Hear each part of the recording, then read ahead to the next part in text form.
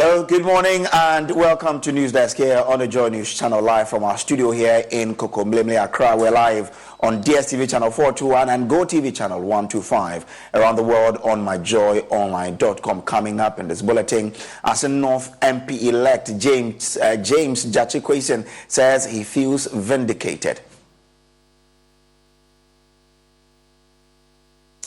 Also, as Ghana marks Eid al-Adha celebration, sheep and goat sellers in Techiman are lamenting low patronage. Now, also in this bulletin, Fitch says the 2024 elections could go for the NDC, but the government says it's not a done deal yet. These and more coming up here in this bulletin. Stay with us for details.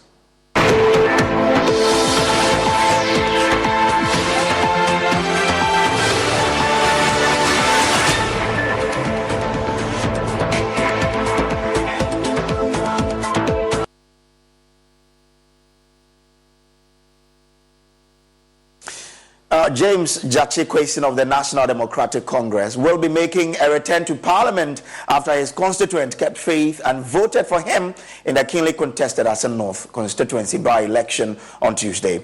Quayson, who was ejected from Parliament last month following a Supreme Court decision annulling the 2020 constituency election, won the crucial by-election with 17,245 votes.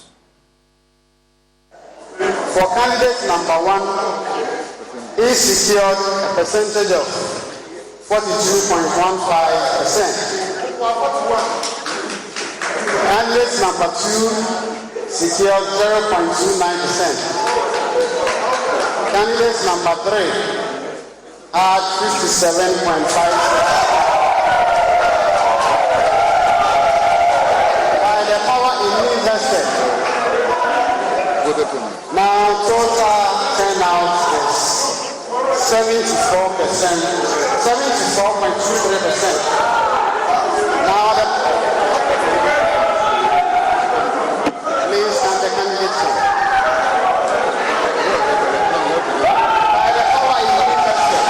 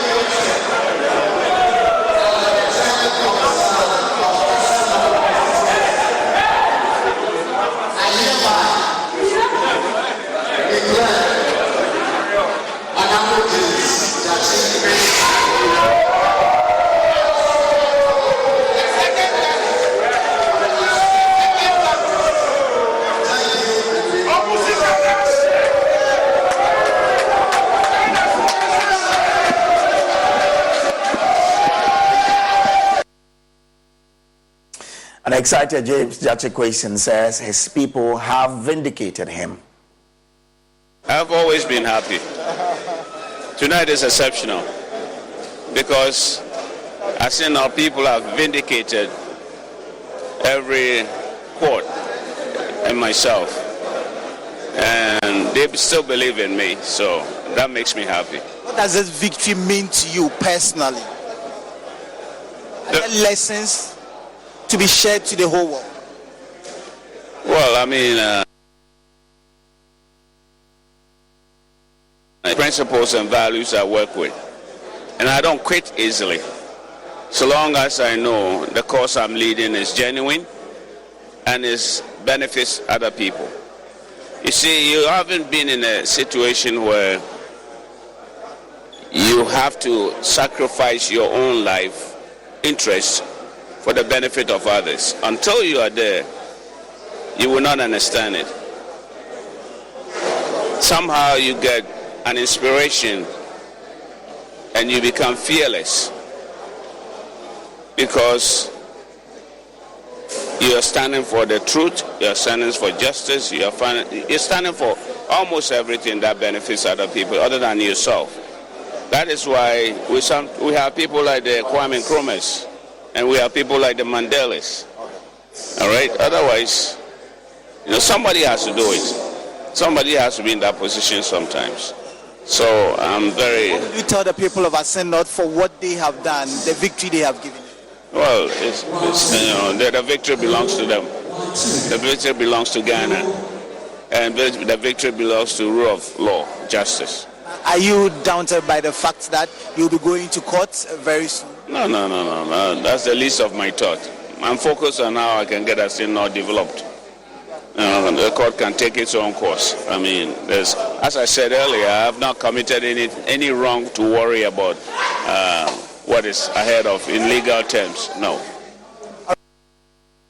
So that's MP-elect for Assin North constituency, James Gyakye Quayson. Let's take you back to the constituency now, because my colleague Richard Kodjonyako is joining me with the latest from that side of the country. Richard, what's happening there now since the election were declared in favor of Mr. Quayson?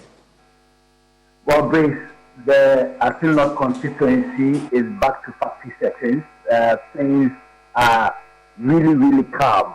In fact, the calm nature of the place started last night. As of 7 p.m., a lot of the vehicles were seen leaving the constituency.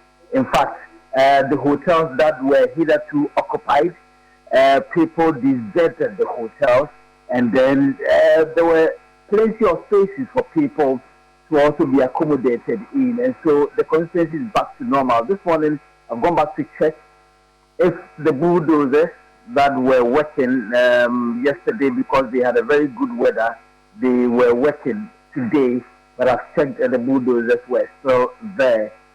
People who are predominantly farmers, many of them have gone back to their farms, with other people still swimming in the victory that Gyakye Quayson took. And if you heard the chant, the songs that they sang, that they collected the money of Charles Opoku, they spent the money of Charles Opoku, and then voted against him. This one resonates with a section of the people in this part of the central region, that is precisely the Assin North constituency. In fact, they are looking forward to more development, as Gyakye Quayson, they pray, should be given the peace of mind to concentrate on his legislation business.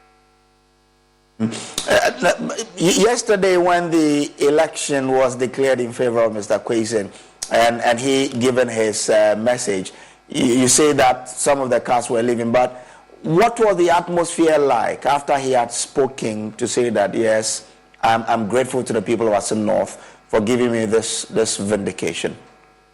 Could I tell you what, there was a tight atmosphere. A lot of people didn't sleep last night. It was fanfare, merry-making, people that know how to drink. They besieged the drinking bars and the drinking pubs here at Assin North, and then they made merry in their own small ways. There were people that were sitting on motorbikes, tricycles, other vehicles, and then they would speed on the road. In fact, some of the roads that have just been completed, these were the roads that these activities went on. But the people, a section of the people that I've interacted with, they feel proud that they have been able to retain Gyakye Quayson, and they feel the man has been vindicated, and it's a kind of legitimacy, they say, that has brought to the entire thing, indicating that they side with him, they are with him through thick and thin. And so that is how the people received it. And then after Gyakye Quayson said that the victory was for them, and it was a gift that the people of Assin North have given him, in fact, they went wild on the street. And very interesting. But this morning, everything is back to normal. But so when are we expecting you back in Accra? You are trying to enjoy in the mood there for a while? Well, so I want to also, there is a fufu joint that I've seen there. I want to see and then have some interaction, whether the people will come to that particular joint because it's a popular joint that people do come, so that we can have some interaction over some fufu and some drinks as well. You cannot be doing this to us. Anyway, grateful to you, Richard Kojo Nyako, for joining us from the Assin North constituency. Well, let's take you now to the UPSC auditorium, where a financial event is underway to educate people on how to keep your finances and all of that. Let's take you there live now. If the movement of goods and people are absent in a country, they say there's no economy for that matter. And so that's the reason why this conversation this morning is extremely important, to also make some time and get to hear what our distinguished guests have to say. Royal Majesties, distinguished guests, ladies and gentlemen, all protocol observed, let me, on behalf of the organizers, welcome you to the second edition of the Financial Economics Seminar, Ghana 2023. A round of applause, please. Thank you very much. And this year the theme is on the impact of socio-economic policies on trade and industries and development economies. And for us as a country, we see ourselves classified as a developing economy, and rightly so. This conversation is placed within that context to make meaning for us as a country going forward. My name is Alfred Okanse, and I'm going to moderate this all-important conversation this morning. We're also live on Joy News on your TV. We're live on Go TV 145, channel 145, also on Joy News on TV, Facebook, Instagram, and Twitter. And for the many of you who cannot join us in person, to connect with us across all the social media platforms, thank you very much. We'll start off with the chairman's introduction and get his remarks. As expected, because of the importance of this conversation, ladies and gentlemen, King Gyakye Quayson II is a visionary leader with an impressive educational background, including a PhD in philosophy and leadership and an MBA in strategic management. As a paramount chief of the Ghana state, he actively promotes youth empowerment and makes valuable contributions to various institutions and many other things that he does to contribute to the development of not just the state, but the country as a whole. Unfortunately, ladies and gentlemen, that's King Gyakye Quayson II, is unable to be with us because of an emergency yesterday evening, which we're going to get details of. But the good thing is, he has delegated an equally competent person to be in his capacity this morning. And we have Ni Ahene Nuno the third, the paramount chief of the Abola traditional area and the chief advisor to the Gamanche, His Royal Majesty King Gyakye Quayson II. He's not here alone. He came with an entourage from the Ghana state. Ladies and gentlemen, please, let's put our hands together for Ni Ahene Nuno the third. We should kindly have his remarks. The chairman, please, let's put our hands together as he makes his way up here for the chairman's remarks. Thank you very much.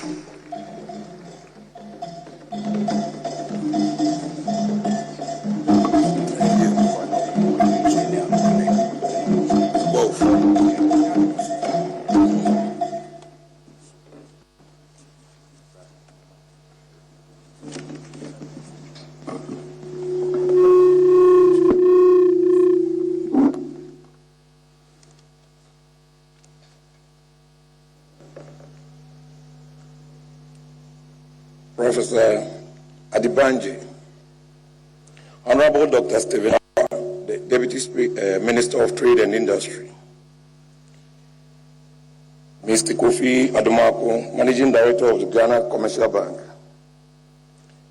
Mr. Clement Osei Amwako, President of Chamber and Commerce and Industry, Dr. Joseph Obin, the President of the GUTA, Name,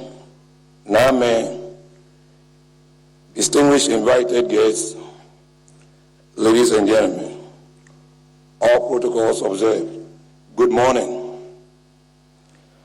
I first of all apologize on behalf of His Royal Majesty King Takite Gochulu, who is unable to be present with us this morning to chair this very important function. He sends his regards. I thank the organization for the privilege given. As we all know, we are here concerning the Seminar for Financial Economics 2023.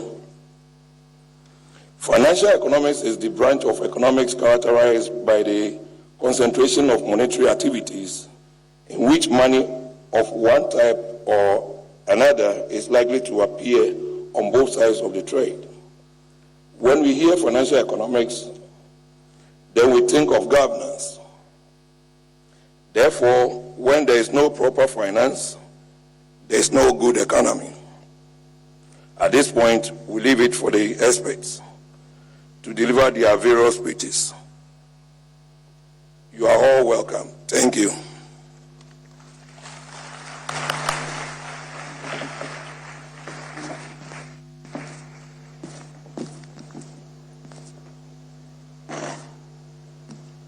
Thank you very much. Ladies and gentlemen, a rather short one, but please put your hands together for our chairman.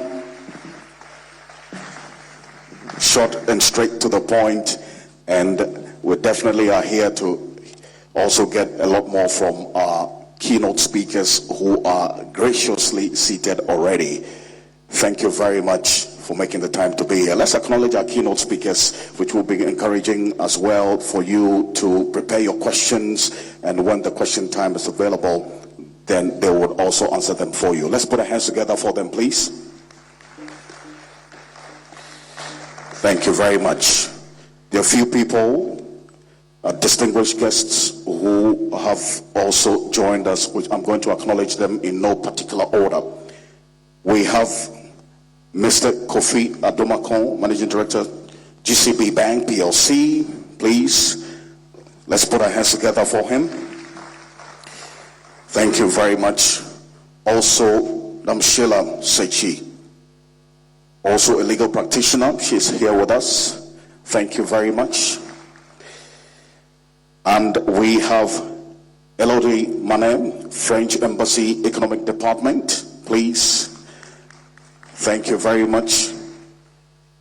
Also here with us, we have agencies such as NITA, National Information Technology Agency, NITA, a rep from NITA.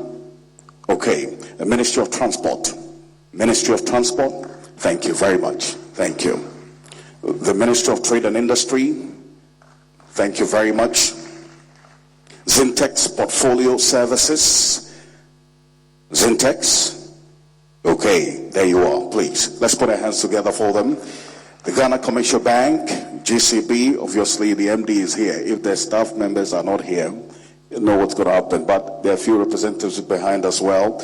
The First National Bank, First National Bank, First National Bank, okay, and Prudential Bank, Prudential Bank, there you are. Please, let's put our hands together for them as well. SIGA, State Interest Governance Authority, thank you very much. The Lands Commission,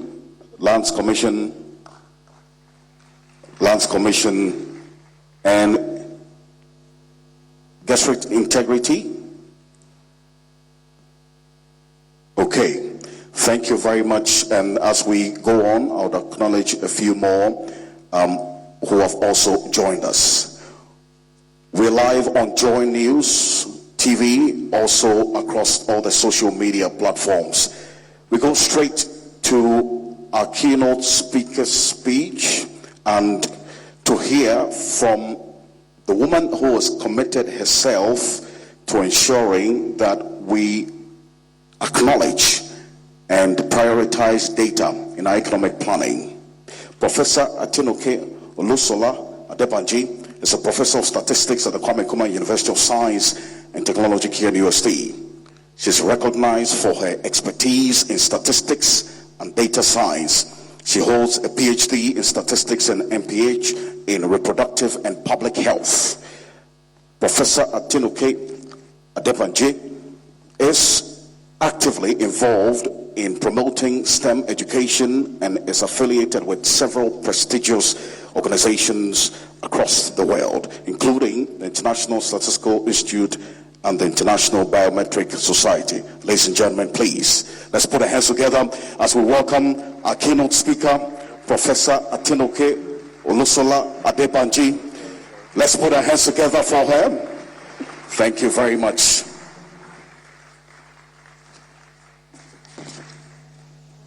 Thank you so much. Mr. Assin. Nana, good morning. I'm actually waiting for them to put my presentation.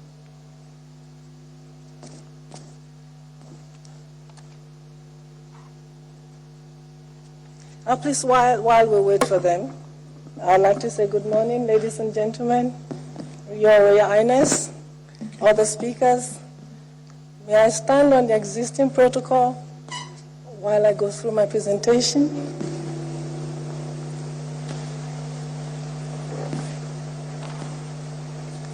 It's not.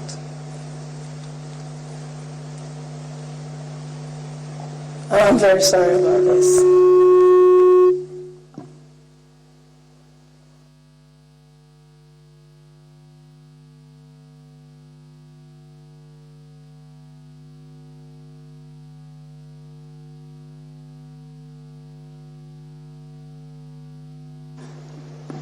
I cannot control from here. So I have to give them a cue every time I want them to move to the next slide. Wow. So can you please stay on the first one? I wish I had it in front of me as well. That would have made it easier for me. All right. All protocol duly observed. Ladies and gentlemen, I am highly privileged to be here this morning as a keynote speaker. I also feel very humbled to be sharing the platform with this caliber of speakers that will also be coming up soon. So I look forward to a very interactive and informative session this morning. So with your kind permission, Your Royal Highness, I would like to share my thoughts on a topic that holds tremendous potential for shaping our society and improving the lives of individuals. Today I'll be sharing my thoughts on data-driven socioeconomic policies for enhanced trade and industry. And I'll be speaking from the perspective of a data scientist. So we have, will you please permit me to just go through my definition of socioeconomic policies in the context of my discourse for this morning. So for me, socioeconomic policies will refer to a set of measures. Slide 2, please. Yeah. Thank you. To a set of measures, strategies and interventions that are implemented by governments and organizations to influence and shape the social and economic conditions within society. And these policies, they aim to address various aspects of social welfare, economic development, and the overall well-being of individuals and communities at large. And the objectives could vary. It could vary from education to employment to sustainability and environment, as well as public health, depending on the subject matter of interest. I would also like to mention here that socioeconomic growth or economic growth fluctuates, and it fluctuates with respect to the socioeconomic policies that are in place. So as a leader, it's very important to correctly diagnose the economic situation, and based on the information that you elicit from the diagnosis, to determine a treatment course and chart a path for future growth. It's just like a patient going to see a medical doctor. What treatment will be given to you is informed by the symptoms you present, as well as probably some diagnoses that are carried out on you. So I'd like to show a snapshot. Thank you. I'd like to show here a snapshot of the data analytics process. All economic diagnosis that you want to carry out rest on having the right data and a high level of analytical ability of your statisticians as well as your data scientists. And this rests on the ability to correctly read the data and to produce meaningful information from it. In doing this, they should be able to answer the following questions. Is this also working? No. So I can move away from this.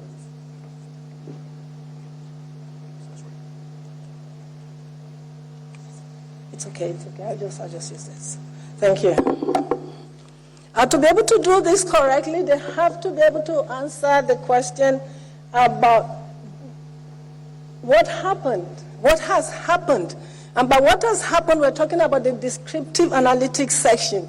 In doing this, they can also inquire about why this has happened. Whatever is happening in the economics, they can also inquire about why this has happened. And that would be when you're making an inquisitive analytic aspect. And from there, then you can then predict what is going to happen next or what is likely to happen next. And when you do this, you're doing this with some degree of probably certainty or probability or uncertainty, which can be quantified. And then when you're doing that aspect, that is the predictive analytics. And going from what you have predicted, you can also then answer the question of what do we do now and how do we do that? And that will be your prescribing possible actions that can be taken or that should be taken. And going forward from there, you can then simulate the different scenarios and what kind of consequences your actions can also bring to bear or bring forth. And when you do that, then you're in the preemptive analytical stage. These are the systematic and iterative steps involved in extracting insight patterns and meaningful information from data. And data analytics typically involves the key stages that I have shown here, but the objectives and the questions you want to answer should be the first thing. Because whatever you do should be informed by what questions you want to answer and what the objectives you want to achieve are. And availability of data, because we have data, does not mean we use the data. And to use data does not actually mean you're also using it correctly. So we must have it, we must use it, and we must use it correctly. For instance, you could have data, I can go to a doctor with probably a headache from stress, and that would probably require some analgesics or paracetamol, and then probably tell me to avoid the stressful situations. I would not be expected to go through a brain surgery. So in that instance, you have used the information, but you have not used it correctly. Oh, great. The instruments of diagnosis and effective treatment are rooted in data and data analytics. And these are all rooted in statistics. Once things are seen from this perspective, we can easily see how policy changes affect our economic alignment. So we can see the interplay of trade, industry, and data, how they inform policies, and we can also check the impact of the policies and how economic alignment is achieved. We could, for instance, be asking if the deregulation of petroleum products in June of 2015, I think it was 16 there, about middle June of 2015, if this has translated into improved standard of living for Ghanaians, because it was meant to have us the access to save some funds. We can look at this by looking at the middle class poverty profile of Ghana. When you look at this preview, if you have a preview to look at this profile of the middle income persons in Ghana, and you can also juxtapose on this, how many households in Ghana actually spending more than 10% of their income on transportation. And this is the stipulated. Once you go beyond the 10%, then you're experiencing what is called the transport poverty. So when you ask this kind of question, then the question becomes, what was the objective for the deregulation? And is this objective being achieved? Of course, we can't blame declining standard of living and inflation on only fuel prices, but because transportation is a key component and is one of the major drivers of inflation. So we can then question the objective for introducing the deregulation in the first instance. Your Royal Highness and distinguished ladies and gentlemen, this is a bit awkward for me, please, but yeah. Distinguished ladies and gentlemen, socioeconomic policies are either in response to what is happening or a guide to a futuristic plan of the country. So we can ensure that policies are data-driven if we institutionalize the data value chain. When economic policies are made without the concomitant data and analytics, it creates a discordance in the economy and gives the impression of guesswork policy, and that we don't want. When policies are also devoid of concomitant data, it also hinders the buy-in by the people. And I'll give you an example. People want to know what the diagnosis is. We want to know what the course of treatment you are proposing is. In Nigeria, next one please. It's working?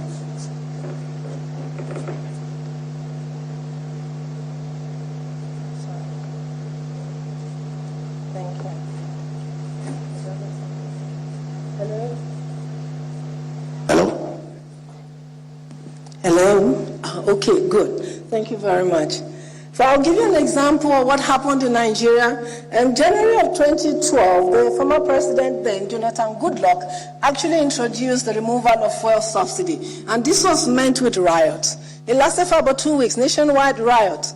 And why did this happen? Let's fast forward to 2023 now. Just last month, the new president in his first day in office introduced the same thing. And there were no riots. At least as of today, there are still no riots. We don't know what will happen tomorrow. So for now, there are no riots. So what happened? The question then is, what's the difference between what was done then and what this new president has done? Between 2012 and 2023, what you see is a proliferation of information. And then the data analytics are in the public domain about the unsustainability of continuing to subsidize the fuel in Nigeria. There was information about what we're losing to neighboring countries through the smuggling of the fuel, in the volume and in the value as well. And this was all in the public domain. So the information was there when this other move was made. And so far, we see that people have been able to buy into the removal. Actually, the general attitude for now in Nigeria is about time too. We can't continue to give to neighboring countries at our own expense. So we see this, one of the articles was by PwC. It was a very nice article that expounded on that. Now I show here that data has become the lifeblood of modern society, and its impact on policy making is very profound. And we can see that data is integrated into every aspect of policy making here. We see it in trade, we can see it in supply chain optimization, we also see it in innovation and research. Any sphere of socioeconomic development or economy and trade, we can see that data can be integrated into this. So data has become the lifeblood of modern society, and its impact on policy making is profound. It provides us with unprecedented insights into the challenges and opportunities that we face. It allows us to also make informed decisions and design effective policies. And one of the key benefits of policy making, of data in policy making, is its ability to enable evidence-based decision making. In the past, policy making was probably intuitive because we probably didn't even have sufficient data. But now we have data, we have it in high volume, in high velocity, and we have it from several platforms. And we cannot but make use of what we already have at our disposal now. Your Royal Highness and distinguished ladies and gentlemen, please permit me to share, or it's already moved ahead of me. Great. Please permit me to share some information about our trade. This information is from the World Bank and the Organization for Economic Cooperation and Development. And I'm looking at a 10-year window, which is 2010 and 2021. And from here, I don't know if the pointer would show here, it's too far off. And from here, we can see our leading export products. These are the 5 leading export products, and the leading one is gold. And our gold has 5 main destinations. It's going to Switzerland, it's going to United Arab Emirates, going to United States, India, and also making its way to China. And here in this map, you can see where you have changes. Increase in export. If you see the yellow color says there's an increase in our export to those countries. The blue means there is a decline in our export to those countries in that 10-year window. And if you see here, you see that within Africa, we're actually experiencing intra-Africa decline. There's a decline because most of them is blue. If it's green, that means there's no change there. So we can see that the changes are actually going to the US and going to India, and it's also going to China. And this is a general overview of our foreign trade when you're looking at our top imports. And when I was doing this research for this talk, I was shocked to see that in 2021, Ghana was the world's biggest importer of used clothing. In 2021, how many are we in Ghana? How many clothes per person for us to top the world in used clothes, not even new clothes? I was a bit worried about that. And now this is 2023. I hope the story is not still the same. So these are our top 5 import products, and these are where we actually import from. Next one. And in the same 10-year window that I'm considering for this session, you will see that our import, those are yellow. The yellow ones are where you have increases in importation. And you can see in that 10-year period, China and India is also going yellowish, but China is very yellow, you can see that. But every other place seems to be blue or green. So that means a lot of our imports are coming from 2 sources, India and China. And we can also look at this vis-a-vis our gross domestic product, where you have the red one, the orange one is the imports, and the blue one is the exports. This is expressed as a percentage of our gross domestic product. I'm not an economist, and I'm going to give the interpretation to the economic gurus. I'm just a statistician, but normally when you're looking at this kind of plot, they should be going upwards, not downwards. So I hope that they would help me explain what this is showing in their sessions. Next one. But to tell you that this kind of data that I've just shown you, these are highly aggregated data. And we cannot make informed decisions using this kind of aggregated data. What we need are these aggregated data. And for us to have the kind of disaggregated data, we must first recognize that data is a strategic asset for us to possess. When we have that mindset, then we can recognize the potential of data for providing or driving economic growth when we use it in our policy making. When we appreciate that, then we can put the right infrastructure in place and make sure that there's security for our data use. And that should give us our competitive advantage that we all seek. When we're able to do this, I want to show some of the areas in which I think we might accrue some dividends. By dividends, I'm sure the bankers know what I mean. So we will have some benefits accruing to us as a nation and for the Ministry of Trade and Industry. Then we can see that when we do this and appreciate that data is an essential asset for us, we will see the dividend in the opportunities that it can create for us in export. We will see that it can also give us competitiveness in our global trade. And furthermore, when we develop our evidence-based policies, we can also use this to leverage and protect our national industries. We can also use it to enhance the overall trade environment within our country. And furthermore, when we see it as a strategic asset, you can use data on research.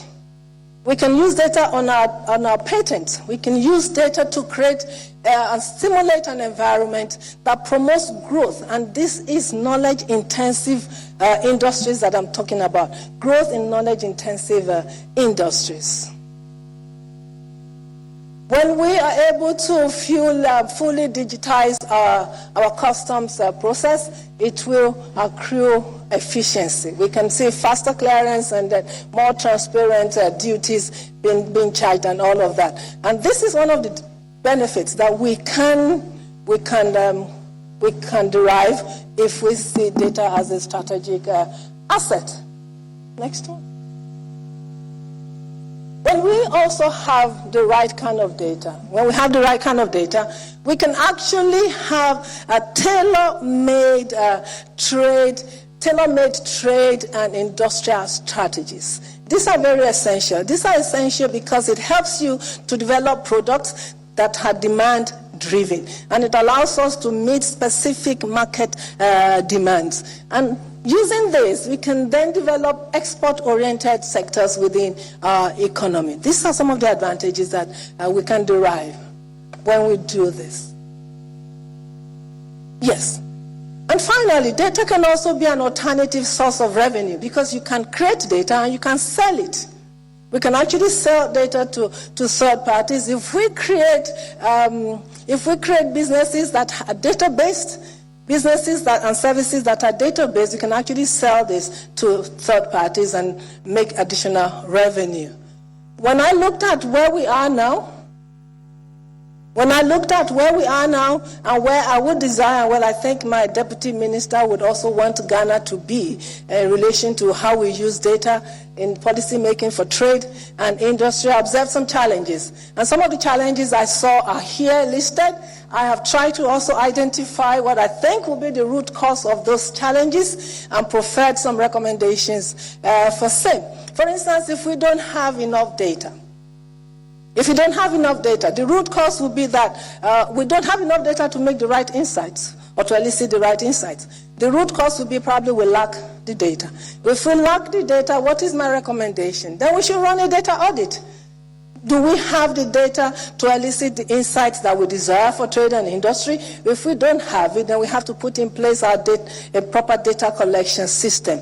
The other challenge I also observed is, do we generate poor insight from our data because our data that we have is porous or because it's erroneous? If you have that kind of problem, I suspect, or I'm suggesting that it might just be that the source of the data is also of poor quality. We definitely cannot harvest mangoes from orange tree. So if the source of the data is bad or is poor, then the quality of the data you will be getting from there will also be equally poor. So in that instance, I'm suggesting that we should institutionalize data quality management as well as having a validation process that will run through the entire data value chain.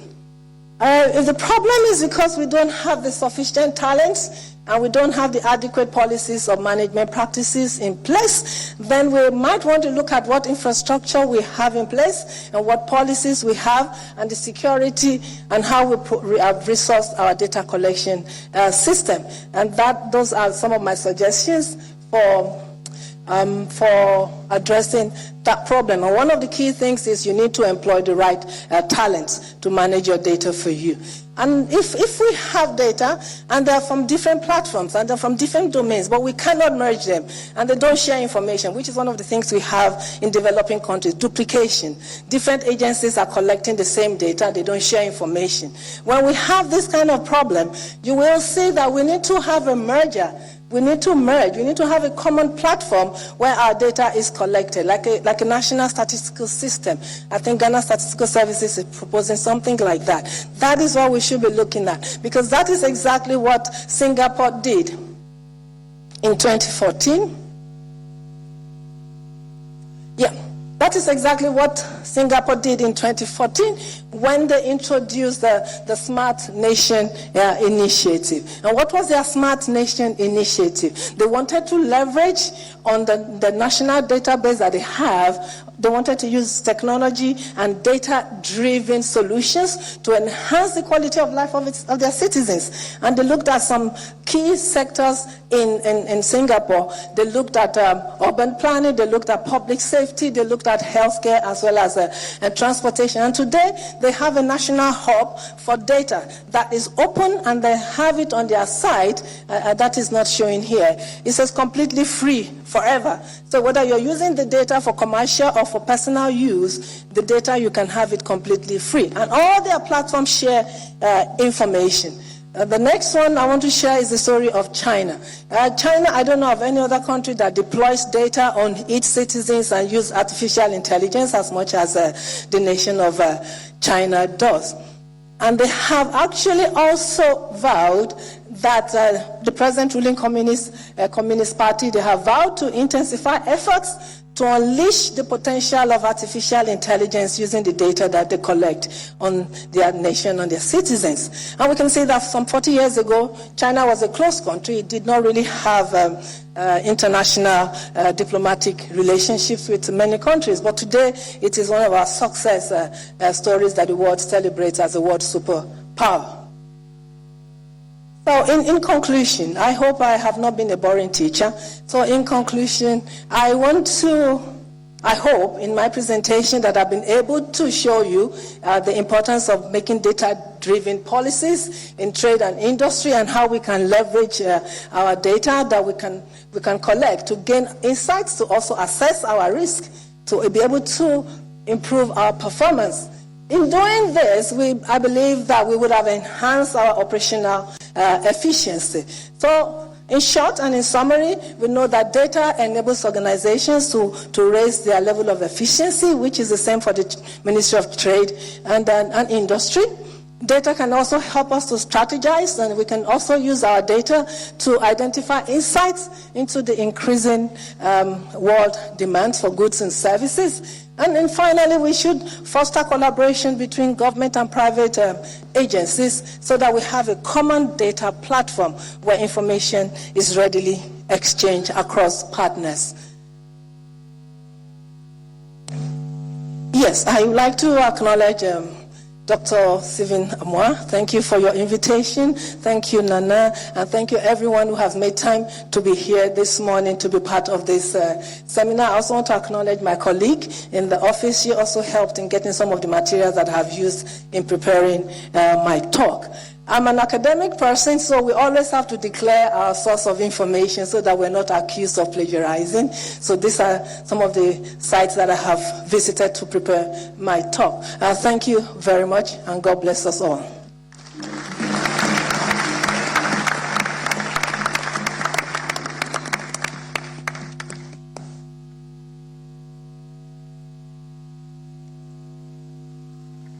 Round of applause again for our keynote speaker, Professor Atunuke Olusola Adebanji. Data has become indeed the lifeblood of modern society, and rightly so. The enablements we've seen, the evidence-based decision-making, and also data for research and development, etc.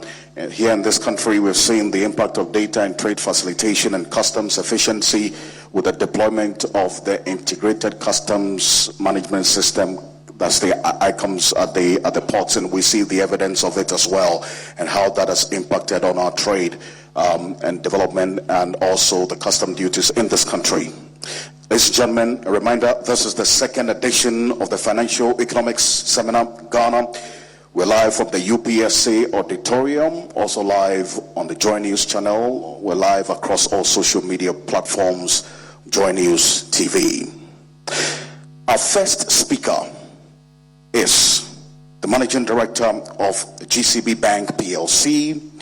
He has nearly 30 years of experience in leading strategic teams within international and domestic financial institutions.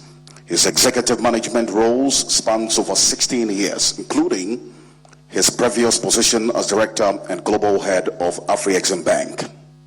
With expertise in various banking sectors, he has successfully managed transactions exceeding $10 billion across Africa.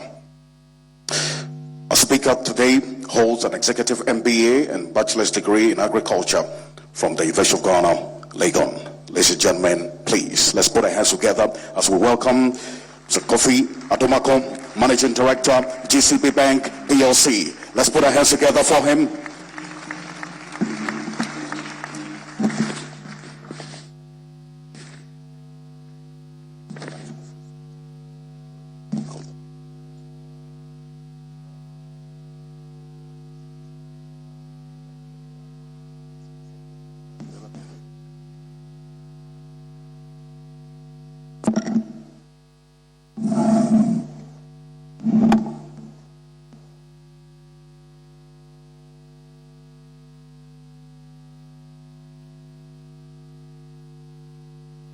The representative of His Royal Majesty in Gyakye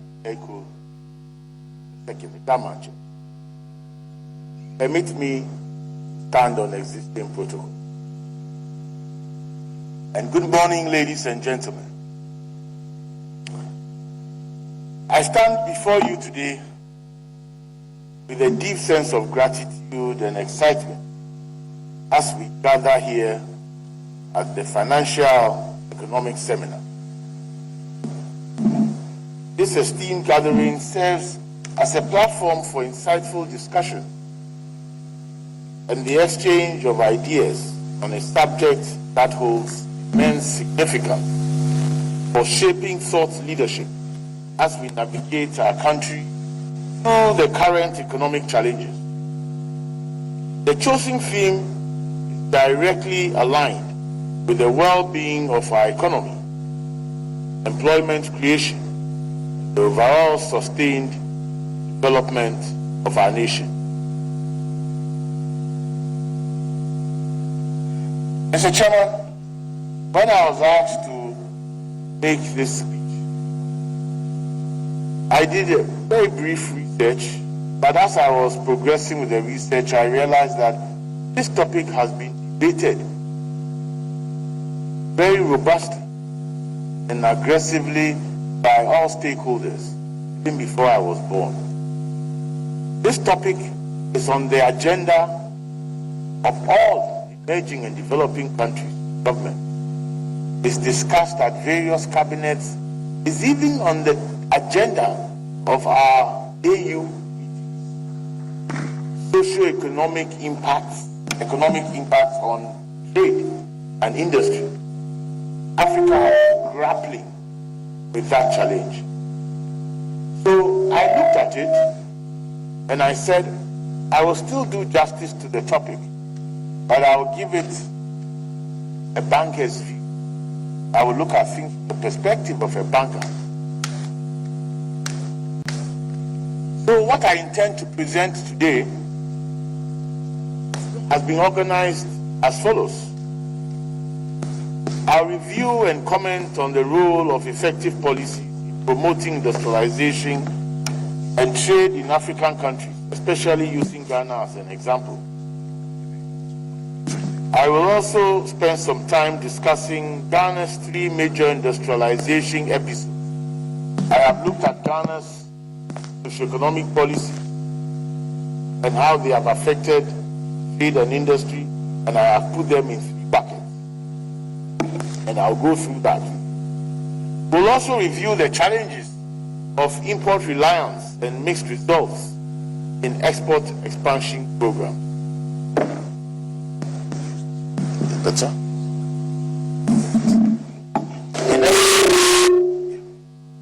In export expansion programs, we shall also assess the impact of import substitution policies versus export development. Finally, I plan to share a few emerging ideas on how private sector-led businesses can sustain the growth agenda through trade and industrialization. So, Mr. Chairman, ladies and gentlemen, effective socio-economic policies play a pivotal role in promoting industrialization and providing a conducive environment for businesses to thrive. This includes measures such as promoting innovation, research and development, providing infrastructure, utilities, facilitating access to finance, and fostering a skilled workforce. By implementing targeted industrial policies, governments can encourage the growth of strategic industries, attract investments in manufacturing and production sectors, and promote value addition to raw materials.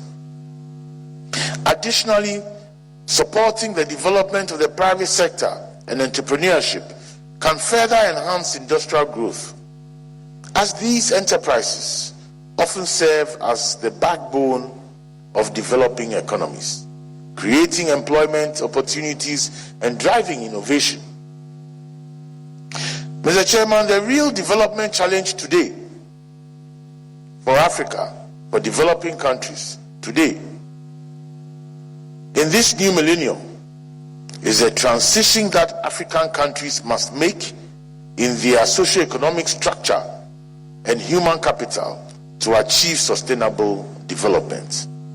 For example, 2 African countries, Ghana being one of them, dominate in the production of cocoa beans since the early 1940s. They jointly control 10%. However, they produce 65 to 70% of cocoa beans, but they jointly control only 10% of a 120 billion cocoa industry. Okay? This example runs through Africa in the extraction and exports of primary raw materials, such as cocoa, gold, and you can go on and on and on. We produce commodities in large quantities. We export them in raw, at best, primary processing, but mostly in raw form, and we import back again in finished. We don't determine prices because we don't have the capacity to do so because of the way the trade is carried out. And we import back this. And then we ourselves complain about non-availability of jobs. The real issue is that those jobs are all being exported. And until we take the right type of policies and implement those policies, and the first speaker spoke, one of the challenges in implementing those policies is that we never have the right data. And so a lot of decisions that are made are not founded on facts. But therein lies our jobs. And therefore, that is the challenge Africa is grappling with. It is therefore imperative that we take the necessary steps to elevate the role of trade and industrialization, anchored with sound financial systems to drive the growth agenda.